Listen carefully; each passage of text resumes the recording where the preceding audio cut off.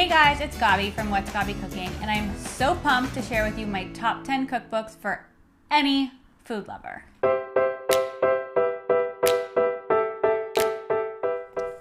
Keys to the Kitchen by Aida Molenkamp. This is like my kitchen Bible. It's basically the modern day joy of cooking, and it has everything you could possibly want in it.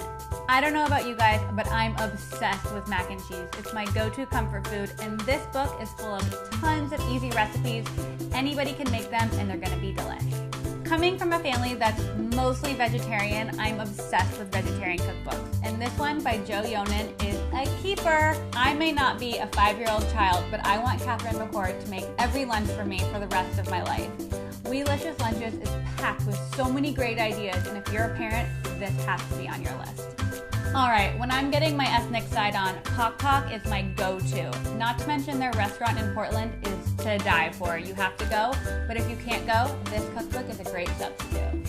Feast by Sarah Copeland is another amazing vegetarian cookbook. It is loaded to the brim with everything you could possibly want from spring, summer, winter, fall. I mean, look at all these sticky notes. What would a cookbook roundup be without my own cookbook? Absolutely avocados. I love this one. The Generous Table from Heather Christo is your ultimate guide to throwing any kind of party, no matter what time of year. I'm obsessed with this one. Jerusalem is one of my go-to cookbooks whenever I'm cooking for someone I want to impress.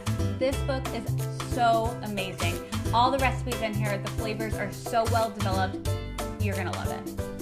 And last but certainly not least is the new cookbook from the Pioneer Woman. I love Ree, and her recipes are so great for feeding families, lots of hungry men. My husband's obsessed with every recipe in this book. There you have it, my top 10 favorite cookbooks for this year. Perfect for anyone who loves to cook on your Christmas list.